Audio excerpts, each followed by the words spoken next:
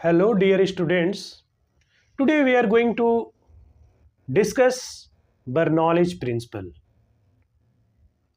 और सबसे पहले हम लोग इसके एजम्पशंस को समझते हैं। इसके लिए क्या क्या एजम्पशंस लिए गए हैं। तो सबसे पहला एजम्पशन इसमें है आइडियल फ्लूइड के बारे में। देखो, सबसे पहली बात तो ये होती है कि आइडियल जैसा कुछ होता नहीं है, बट फिर भी इस इक्वेशन को ड्राइव करने से पहले हम लोग एजम्पशन लेंगे आइडियल फ्लूइड का। आइडियल फ्लूइड क्या होता है? तो आइडियल फ्लूइड वो होता है जो कि इनकॉम्प्रेसिबल हो। इनकॉम्प्रेसिबल का मतलब क्या है? जिस लिक्विड का डेंसिटी क्या हो? कांस्टेंट हो। लिक्विड का डेंसिटी कांस्टेंट हो। तो जिस भी लिक्विड का डेंसिटी कांस्टेंट हो उसे कैसा लिक्विड कहेंगे? इनकॉम्प्रेसिबल लिक्विड कहेंगे। ओके। और दूसरा नंबर क्या होना चाहिए? इसकी विस्कोसिटी क्या होनी चाहिए? नेग्लिजिबल होनी चाहिए। ओके, तो ये एजम्पशन है। और देखो स्क्रीन पे आपको दिख रहा है ideal fluid. And ideal fluid is one that is incompressible and has no viscosity. Incompressible हो और कोई भी विस्कोसिटी नहीं होनी चाहिए। तो जैसा कि मैंने क्या बताया कि आइडियल फ्लूइड, कोई भी आइडियल फ्लूइड ऐसा कोई एग्जिस्ट ही नहीं करता है, इसका कोई एग्जिस्टेंस नहीं होता है। Ideal fluids do not exist, right? Okay, तो ये एजम्पशंस है। ओके, और इसके बाद हमें सीखना होगा इक्वेशन ऑफ कंटिन्यूटी के बारे में। इक्वेशन ऑफ कंटिन्यूटी क्या है? देखो, यहां पर एक नॉन वेराइंग क्रॉस सेक्शन वाला एक ट्यूब दिखाया गया, ट्यूब का एक सेक्शन दिखाया गया, पार्ट दिखाया गया, ठीक है? तो देखो यहां पर क्या है, सबसे पहले स्टार्टिंग में देखो यहां पर एरिया आपको ज़्यादा दिख रहा है, और उसके बाद यहां देखो यहां पर एरिया क्या है? कम दिख रहा है, राइट? तो सपोज करते हैं इसके लेफ्ट एंड का एरिया कितना है? A1, और यहां पर वेलोसिटी कितनी है? V1, ठीक है? और राइट एंड पर हम लोग क्या देख रहे हैं? यहां पर एरिया क्या है? A2, और यहां की वेलोसिटी क्या है? V2, right? तो देखो ये तो हम जानते हैं कि इट वाज फाउंड दैट कि वेलोसिटी जो होता है वो क्या होता है? एरिया के इनवर्सली प्रोपोर्शनल होता है। एरिया के इनवर्सली प्रोपोर्शनल होता है। अरे एरिया ज्यादा होगा तो वेलोसिटी क्या होगी? कम होगी। एरिया कम होगा तो वेलोसिटी ज्यादा होगा। एरिया ज्यादा होगा, वेलोसिटी कम होगा। एरिया कम होगा, वेलोसिटी ज्यादा होगा, ठीक है? तो हम आगे इसको क्या कह सकते हैं? वेलोसिटी, और यहां से एक कांस्टेंट आएगा, तो कांस्टेंट टाइम्स 1 अपॉन एरिया। तो आप देखो तो इसको क्या लिख सकते हैं बच्चों? इसको हम लिख सकते हैं ए भी इक्वल्स कांस्टेंट, राइट? ए भी इक्वल्स कांस्टेंट, यानी एरिया टाइम्स वेलोसिटी जो है वो क्या होनी चाहिए? कांस्टेंट होनी चाहिए। तो area into velocity, area times velocity क्या होनी चाहिए? कांस्टेंट होनी चाहिए। तो देखो, तो यहां पर देखो ये इस क्रॉस सेक्शन का एरिया कितना है? A1 है, और यहाँ वेलोसिटी क्या है? V1। तो यहाँ पर क्या हो जाएगा? A1 V1, right? और इस एंड पर क्या है? एरिया A2 है, वेलोसिटी V2 है, तो A2 V2। ओके, एरिया और वेलोसिटी का आपको प्रोडक्ट बनाना है, वो क्या होगा? कांस्टेंट होगा। कांस्टेंट होगा तो हम यहाँ क्या लिख सकते हैं? That is we can write here A1 V1 equals A2 V2। Okay, clear हो रही है मेरी बातें? ओके, तो पता है इसी को A1 V1 equals A2 V2 होता है, इसी को कहा गया equation of continuity. Equation of continuity, right? अब आपके मन में एक क्वेश्चन आ रहा है, आपके मन में नहीं आ रहा है तो आना चाहिए, मैं आपको बताता हूं एरिया टाइम्स वेलोसिटी आखिर होता क्या है, क्या बताता है, इसका फिजिकल मीनिंग क्या है? इसका फिजिकल मीनिंग क्या है? तो देखो मैं एक नेक्स्ट पेज में बता रहा हूं एरिया टाइम्स वेलोसिटी का मीनिंग क्या है। देखो बच्चों, सबसे पहले यदि हम देखते हैं एरिया टाइम्स वेलोसिटी के लिए, तो चलो इसका यूनिट फाइंड करते हैं। चलो unit of area times velocity क्या होनी चाहिए? बोलो, एरिया का यूनिट क्या होता है बेटे, मीटर स्क्वायर, और वेलोसिटी के लिए क्या हो गया, मीटर पर सेकेंड। तो इसकी यूनिट कितनी आ गई, मीटर क्यूब पर सेकेंड। इसकी यूनिट क्या आ गई, मीटर क्यूब पर सेकेंड, राइट। ओके, अगेन चलो हम लोग एक क्वांटिटी देखते हैं, एक क्वांटिटी देखते हैं जिसे हम लोग कहते हैं फ्लो रेट। फ्लो रेट कहते हैं, फ्लो रेट। तो फ्लो रेट पता है, फ्लो रेट फिजिक्स में इसे फॉर्मुलेट कर सकते हैं कैसे। तो फ्लो रेट को हम लोग लिख सकते हैं क्यू इक्वल्स क्या लिख सकते हैं, volume upon time, volume upon time, right. चलो तो इसका भी यूनिट देख लेते हैं बेटे, इसका यूनिट देखते हैं क्या होगा इसका यूनिट। देखो तो यूनिट ऑफ क्यू क्या होना चाहिए बेटे, बोलो। वॉल्यूम का तो होता है मीटर क्यूब, अरे और टाइम का होता है second.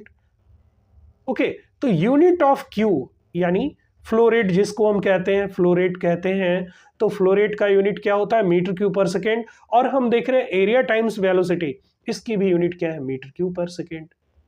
It means area times velocity का यूनिट आ रहा है मीटर क्यूब पर सेकेंड, और फ्लो रेट का भी यूनिट आ रहा है मीटर क्यूब पर सेकेंड। तो एक्चुअली देखो, एक्चुअली होता क्या है, फ्लो रेट का फॉर्मूला क्या होता है, वॉल्यूम बाई टाइम, ठीक है।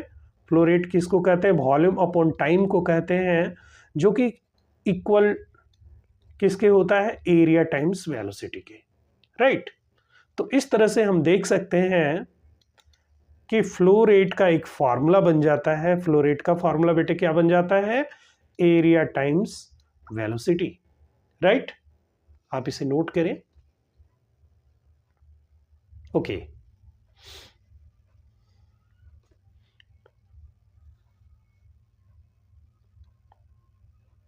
अब हम लोग बात करते हैं energy of a flowing liquid के बारे में। बट मैंने अभी अभी आपको बताया फ्लो रेट का फॉर्मूला क्या होता है, एरिया टाइम्स वेलोसिटी होता है, वॉल्यूम पर सेकेंड। तो यदि इक्वेशन ऑफ कंटिन्यूटी में वापस आते हैं, देखो इस डायग्राम में, तो फ्लो रेट क्या होता है, area times velocity constant. It means flow rate क्या होता है, कांस्टेंट होता है। फ्लो रेट क्या होना चाहिए, कांस्टेंट होना चाहिए। किसी भी आइडियल फ्लूइड के बारे में हम लोग बात कर रहे हैं, राइट। इट मींस यहां पर इनकमिंग हो रहा है, लेफ्ट में इनकमिंग हो रहा है, राइट में आउटगोइंग हो रहा है। तो वॉल्यूम पर सेकेंड जितना इंटर कर रहा है, वॉल्यूम पर सेकेंड इंटर जितना हो रहा है ना, उतना ही वॉल्यूम पर सेकेंड लीव कर रहा है, राइट। पर सेकेंड जितना वॉल्यूम इन हो रहा है, उतना ही पर सेकेंड वॉल्यूम क्या हो रहा है, आउट हो रहा है, ठीक है। बट रिमेंबर कि ये सभी किसके लिए सत्य है बेटे, ये सत्य है, ये ट्रू है केवल आइडियल फ्लूइड के लिए। तो आइडियल फ्लूइड के लिए हम लोग लिख सकते हैं area times velocity equal to constant, यानी A1 V1 equals A2 V2, यानी फ्लो रेट बेटे जो होता है वो कांस्टेंट होता है। यानी जिस समय इंटर कर रहा था लिक्विड, है ना, उस समय का फ्लो रेट और जिस समय लीव कर रहा था उस समय का फ्लो रेट, दोनों क्या होगा, सेम होना चाहिए। ओके, समझ रहे हो।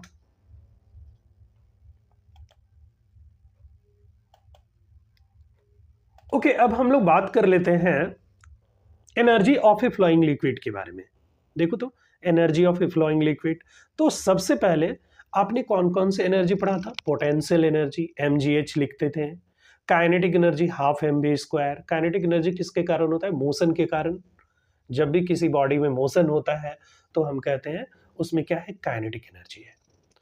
तो अब यहां पर एक चीज और भी आता है, आप जानते हो कि लिक्विड का जो फ्लो होता है, एयर का जो फ्लो होता है, गैस का जो फ्लो होता है, वो किधर से होता है, वो होता है high pressure to low pressure. High pressure to low pressure, liquid किधर से फ्लो करता है, high pressure to low pressure. Clear है। तो energy of a flowing liquid के बारे में बात कर रहे हैं। फ्लो, लिक्विड फ्लो कर रहा है, लिक्विड फ्लो कर रहा है, तो लिक्विड का फ्लो किधर से होता है, high pressure to low pressure होता है, राइट। लिक्विड का फ्लो होता है high pressure to low pressure. तो फ्लोइंग लिक्विड है, इट मींस इसके पास क्या है, इसके पास है सबसे पहली क्या होनी चाहिए, इसके पास होनी चाहिए pressure energy, right, pressure energy. Okay, और हाइट के कारण क्या हो सकता है, इसके पास क्या हो सकता है, पोटेंशियल एनर्जी, पोटेंशियल एनर्जी। और भी क्या हो सकता है बेटे, और मोशन के कारण क्या होगा, काइनेटिक एनर्जी, राइट। तो देखो pressure energy, potential energy and kinetic energy, है ना, 3 types of energy is possessed by a flowing liquid, right. तो इनके फॉर्मूले हम लोग क्या क्या लिख सकते हैं, इनके फॉर्मूले, तो प्रेशर एनर्जी को बेटे हम लोग लिखते हैं पीवी। प्रेशर एनर्जी का फॉर्मूला क्या होता है, pressure times volume, pressure times volume, pressure times volume को क्या कहते हैं, प्रेशर एनर्जी कहते हैं। पोटेंशियल एनर्जी का फॉर्मूला, अरे ये तो फेमस फॉर्मूला है, हम लोग जानते हैं पहले से, mgh। और काइनेटिक एनर्जी का फॉर्मूला होता है half mv square, 1/2 mv square. तो energy of a flowing liquid, ये प्रेशर एनर्जी क्यों हुआ, प्रेशर एनर्जी क्यों है, तो जब लिक्विड फ्लो करेगा तो किधर से फ्लो करेगा, high pressure to low pressure flow करेगा, फ्लो कर रहा है ना, लिक्विड फ्लो कर रहा है, इसलिए इसके पास क्या है, प्रेशर एनर्जी, और इसका फॉर्मूला होता है पीवी। पोटेंशियल एनर्जी का फॉर्मूला होता है mgh, काइनेटिक एनर्जी का फॉर्मूला होता है हाफ mv स्क्वायर। तो 3 types of energy possessed by a flowing liquid, pressure energy, potential energy and kinetic energy. आप इसे भी नोट करें जल्दी से, ओके। चलो नोट कर लिया, ओके, मैं आगे बढ़ता हूं। अब देखो बेटे, अब हम लोग बात करते हैं डेंसिटी के बारे में, ठीक है। आप कहेंगे अभी तो energy of a flowing liquid बता रहा था, जी हाँ बिल्कुल। डेंसिटी का फॉर्मूला क्या होता है बेटा, मास बाय वॉल्यूम। डेंसिटी का फॉर्मूला क्या होता है, mass upon volume, density equal to m by v, okay.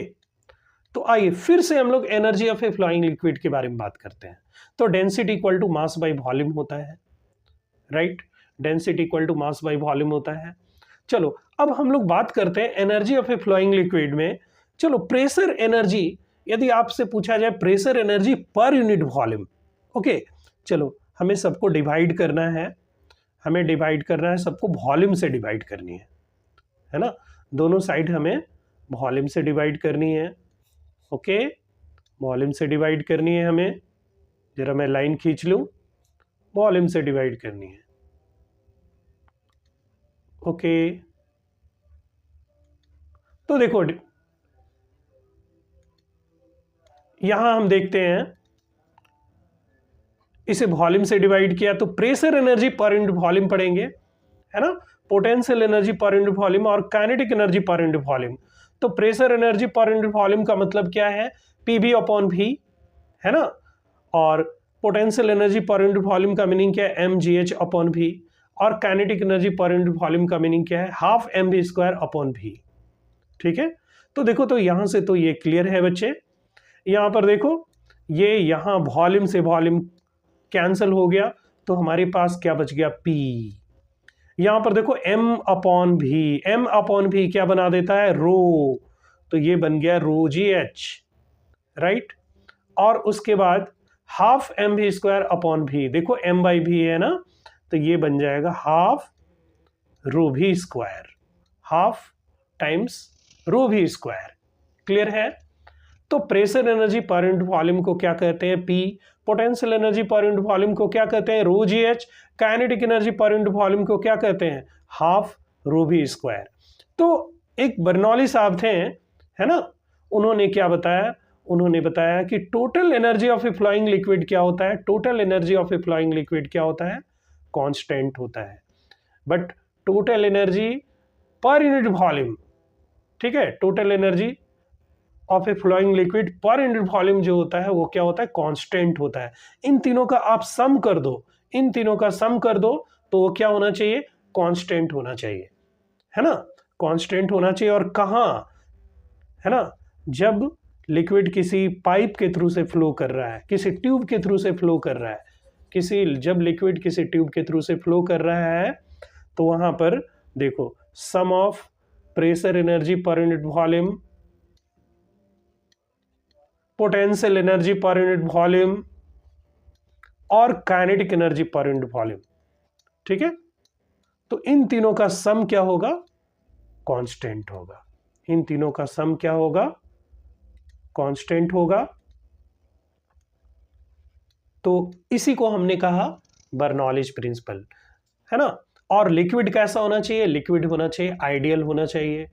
ठीक है, तो किसी भी आइडियल लिक्विड के लिए जब वह क्या होता है, किसी एक ट्यूब से फ्लो कर रहा है, तो the sum of pressure energy पर यूनिट वॉल्यूम, पोटेंशियल एनर्जी पर unit volume and kinetic energy पर यूनिट वॉल्यूम, इन तीनों का सम जो होगा वो हमेशा क्या होगा?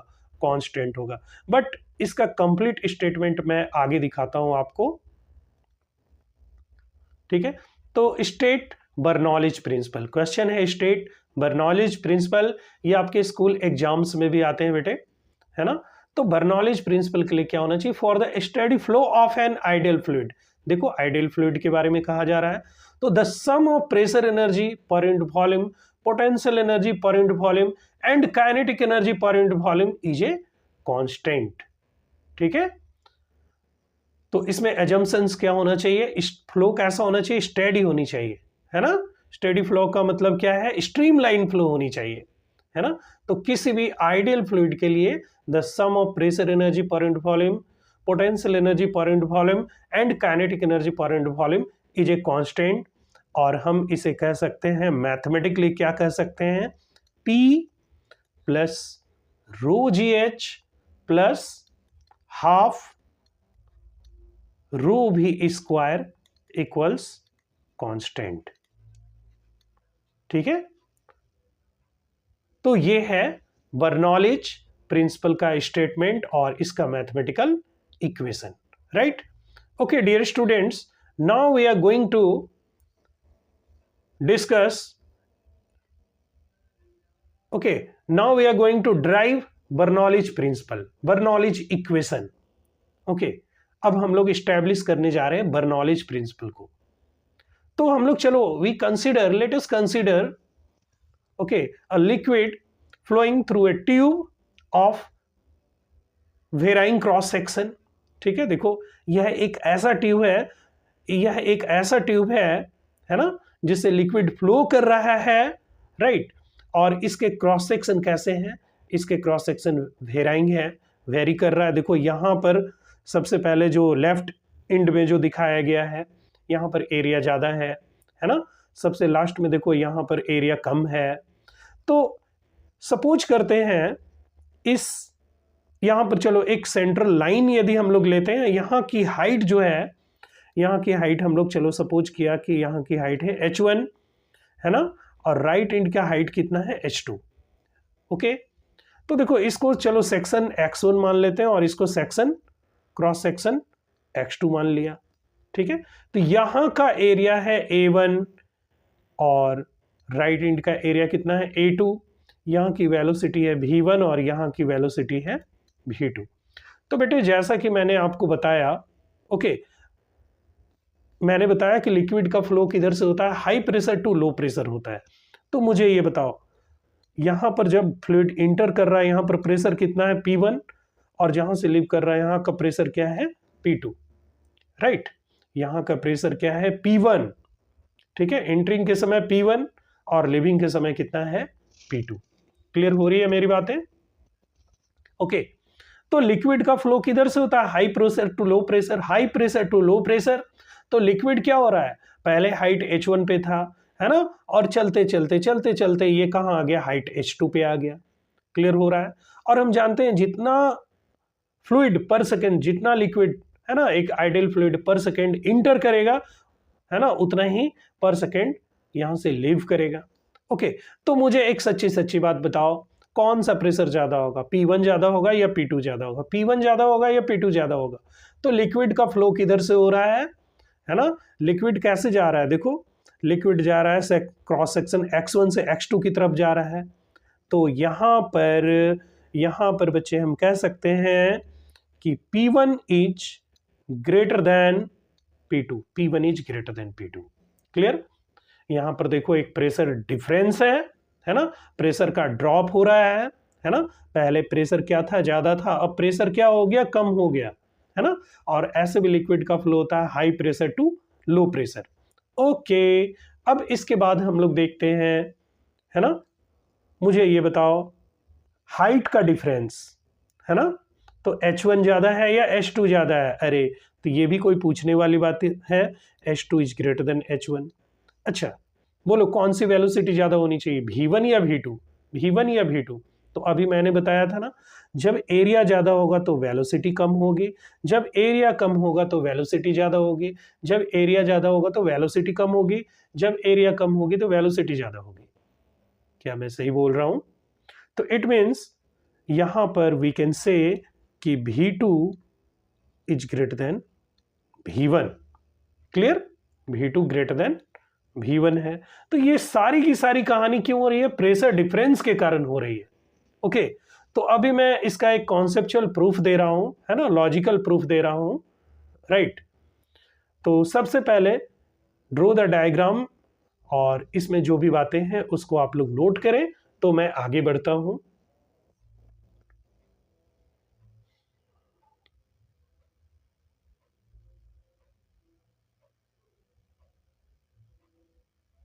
ओके, नोट कर लिया, चलो आगे बढ़ता हूं मैं। तो सबसे पहले तो मैं इसे लॉजिकली प्रूव्ड कर रहा हूं, है ना।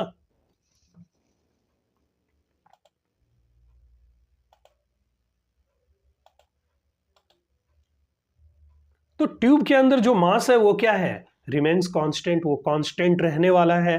ओके, एक्चुअली यहां पर इसे हम लोग प्रूव्ड करने के लिए वर्क एनर्जी थ्योरम का सहारा लेते हैं, राइट। बट अभी आप देखिए यहां पर हो क्या रहा है, इतना कमाल हुआ कैसे, आखिर लिक्विड, है ना, आखिर लिक्विड नीचे से ऊपर कैसे गया, तो प्रेशर डिफरेंस के कारण गया। ओके, प्रेशर डिफरेंस के कारण गया। तो प्रेशर एनर्जी कहां पर ज्यादा होना चाहिए, बॉटम पे ज्यादा है, और इधर जैसे ही टॉप पे आता है वहां पर प्रेशर एनर्जी क्या है, कम है। तो यहां पर हम लोग देख सकते हैं प्रेशर एनर्जी का जो डिफरेंस है ना, एक्चुअली हम लोग यहां अप्लाई करते हैं, यहां पर हम लोग बर्नौलीज प्रिंसिपल को ड्राइव करने के लिए अप्लाई करते हैं वर्क एनर्जी थ्योरम। तो हम लोग यहां लिख सकते हैं applying work energy theorem. Okay, तो वी कैन राइट, हम क्या लिख सकते हैं, हम लिख सकते हैं P1 भी माइनस P2 भी। देखो प्रेशर एनर्जी का डिफरेंस, ठीक है, तो या फिर आप लिख सकते हो P1 V1 minus P2 V2, ठीक है। और इसके कारण क्या हुआ बोलो तो, प्रेशर डिफरेंस के कारण क्या हुआ, लिक्विड ऊपर गया, है ना, और वेलोसिटी भी चेंज हुआ, हाइट भी चेंज हुआ, यानी पोटेंशियल एनर्जी भी चेंज हुआ, काइनेटिक एनर्जी भी चेंज हुआ। तो हम कह सकते हैं प्रेशर एनर्जी के डिफरेंस के कारण क्या हुआ, है ना, change in potential energy plus change in kinetic energy, right. तो पहले इसे लॉजिकली बेटे प्रूव्ड करते हैं। ओके, तो देखो, तो चेंज इन पोटेंशियल एनर्जी हम क्या कर सकते हैं, mgh2 माइनस mgh1। ओके, और चेंज इन काइनेटिक एनर्जी को हम लोग क्या लिख सकते हैं, half mv2 square minus half mv1 square. कोई प्रॉब्लम नहीं। तो हम लिख सकते हैं यहां पर क्या, P1, अच्छा देखो जितना वॉल्यूम इंटर कर रहा है उतना ही वॉल्यूम पर सेकंड लीव कर रहा है। We can write here P1 भी माइनस P2 भी, है ना। V1 V2 को हमने क्या ले लिया, V1 V2 को हमने क्या ले लिया, V1 V2 को भी मान लिया हमने। ओके, V1 V2 को हमने भी ले लिया। तो देखो यहां पर आपको नजर आ रहा है क्या, लेफ्ट में P1 भी P2 भी 1 2 1 2 1 2 नजर आ रहा है। तो जितने भी 1 वाले टर्म है ना, उसे क्या ले लो, लेफ्ट में ले लो। तो देखो अरेंज करने पर हमारे पास क्या आता है, क्या आता है, P1 भी, और देखो यहां से उठा लो, प्लस mgh1 प्लस देखो ये हाफ mv1 स्क्वायर, ओके। और उसके बाद फिर क्या है, देखो माइनस P2 भी है ना, इसे राइट में लाओ तो प्लस P2 भी, प्लस क्या हो जाएगा जी, देखो पहले से यहां पर विद्यमान है MgH2 और उसके बाद क्या आ गया plus half mv2 square. Clear हो रही है मेरी बातें? ओके। तो अब हम लोग ऐसा करते हैं, दोनों साइड में, है ना, चलो हम लोग दोनों साइड में हम लोग क्या से वॉल्यूम से डिवाइड करते हैं। दोनों साइड में हम लोग यहाँ पर पूरे इक्वेशन को हम लोग वॉल्यूम से डिवाइड करते हैं, तो यहाँ पर लिखना पड़ेगा ना भाई, ऑन डिवाइडिंग बाई भी। फिजिक्स में जो कुछ भी करते हैं वो पूरा लिखना पड़ता है ना। तो ऑन डिवाइडिंग बाई भी, तो बोलो क्या होगा, वी गेट, बोलो। तो सबसे पहले तो इक्वेशंस को फिर से लिख लेते हैं एक बार। इक्वेशन को हमने लिखा तो P1 भी plus MgH1 plus half mv1 square, ठीक है। और वॉल्यूम से डिवाइड कर रहे हैं, वॉल्यूम से डिवाइड कर रहे हैं, चलो डिवाइड कर रहे हैं। और राइट साइड कितना था, P2 भी plus MgH2 plus half mv2 square, okay. इसे भी वॉल्यूम से डिवाइड कर रहे हैं, वॉल्यूम से डिवाइड कर रहे हैं, वॉल्यूम से डिवाइड कर रहे हैं। तो बच्चों बोलो जल्दी से, ये कितना आ रहा है, देखो। तो यहां देखो वॉल्यूम से वॉल्यूम तो कैंसिल हो गया, है ना। राइट साइड में भी देखो वॉल्यूम से वॉल्यूम कैंसिल हो गया। तो ये इक्वेशन क्या आ रहा है, देखो तो हमारे पास इक्वेशन आ रहा है P1 प्लस, देखो तो m बाई भी, m अपॉन भी को हम लोग क्या लिखते हैं, रो। तो रो GH1 plus half m by भी, इसको क्या लिखेंगे, रो, मास अपॉन वॉल्यूम को रो लिखते हैं भाई, रो V1 स्क्वायर। और फिर राइट साइड में हम लिख सकते हैं, क्या लिख सकते हैं, P2 प्लस m अपॉन भी को हम क्या लिखेंगे, रो GH2। और यहां पर क्या लिखेंगे, plus half rho V2 square, ठीक है। तो P1 plus rho GH1 plus half rho V1 square equal to P2 plus rho GH2 plus half rho V2 square. अरे वाह, सेक्शन X1 पर एनर्जी पर यूनिट वॉल्यूम ये है, सेक्शन X2 पर ये है। इट मीन्स यहां पर हम कह सकते हैं, that is we can say कि P plus rho GH plus half rho V square equal to क्या होना चाहिए, इक्वल्स क्या होना चाहिए, कांस्टेंट होना चाहिए, ओके। तो मैंने अभी आपको इसका एक कॉन्सेप्ट दिया है, ओके। और स्कूल एग्जाम्स के लिए आप कैसे इसे प्रूव्ड करेंगे उसे भी मैं बताऊंगा, ओके। तो मिलते हैं बेटे नेक्स्ट वीडियो में, जहां हम लोग बर्नौलीज इक्वेशन पर बेस्ड बहुत सारे क्वेश्चंस करते हैं, ओके।